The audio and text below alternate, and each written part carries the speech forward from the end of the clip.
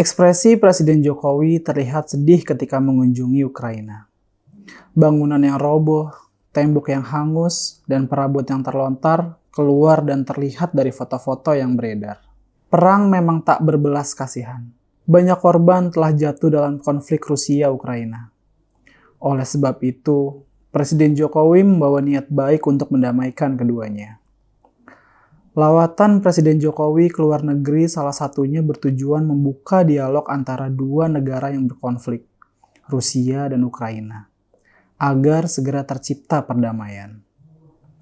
Perjalanan yang penuh resiko ini, Presiden harus naik kereta dari Polandia ke Ukraina, karena pesawat udara sangat berbahaya jika masuk wilayah udara Ukraina. Ibu Iriana yang ikut mendampingi Presiden Jokowi mengaku merinding saat melihat sisa-sisa bangunan yang menjadi korban perang. Apalagi ketika Ibu Iriana memeluk salah satu korban yang sedang dirawat di rumah sakit. Perasaannya sebagai perempuan terguncang. Meskipun tak paham bahasanya, namun beliau mengerti kesedihan yang dirasakan oleh korban. Konflik Ukraina dan Rusia mempengaruhi pasokan pangan dan energi dunia. Jika situasi ini berkepanjangan, akan berdampak pada kekacauan pasokan pangan dan energi dunia. Karena itu, perang Rusia-Ukraina secepat mungkin harus dihentikan. Presiden Jokowi telah memulai awal yang baru. Selama ini, pendekatan yang dilakukan oleh negara lain terlihat berat sebelah. Amerika dan Eropa lebih memihak Ukraina, sementara Cina dan India lebih terlihat condong ke Rusia. Kondisi seperti itu tentu tidak baik bagi jalan perdamaian. Untuk mewujudkan perdamaian, seluruh pihak yang berkonflik harus didekati. Presiden Jokowi telah mengambil langkah yang tepat.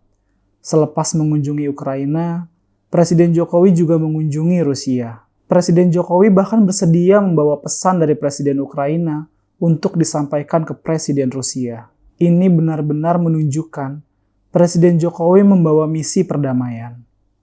Tidak ada kepentingan politik dan ekonomi. Kedatangannya ke wilayah konflik itu semata-mata demi kemanusiaan, untuk perdamaian dunia.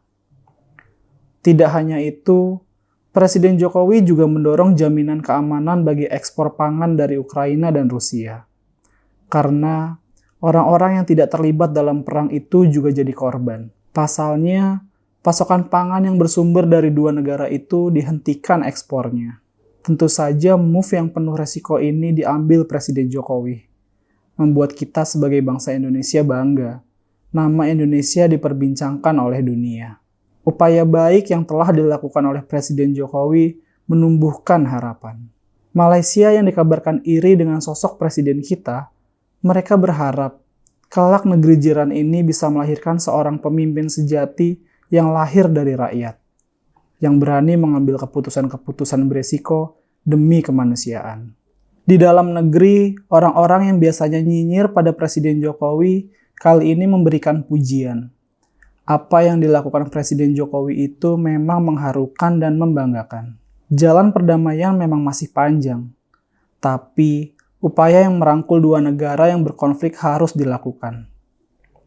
Dan Jokowi mengambil peran itu dengan sangat baik, tidak berat sebelah. Hal itu menunjukkan naluri kepemimpinan Jokowi benar-benar otentik. Dia paham bagaimana harus bersikap. Padahal, tekanan negara-negara di dunia menginginkan Jokowi menghapus nama Rusia dalam pertemuan G20. Selaku pemimpin KTT G20, Indonesia memiliki kewenangan untuk melakukan itu. Namun Presiden Jokowi tetap bertahan dengan pendiriannya, bahwa mengucilkan Rusia bukanlah langkah yang bijak, karena konflik itu terjadi bukan hanya kesalahan Rusia. Maka pilihan untuk mengambil jalan tengah itu sangat tepat. Kedua negara yang berkonflik harus diperlakukan setara. Mereka harus disentuh hatinya agar bersedia membuka diri pada upaya perdamaian. Hari ini kisah lawatan perdamaian Presiden Jokowi dan Ibu Iriana menjadi buah bibir masyarakat dunia. Di masa depan, kisah ini akan abadi sebagai bukti Indonesia menjadi negara dengan peran penting dan diperhitungkan dunia. Presiden Jokowi benar-benar membuat Indonesia bangga.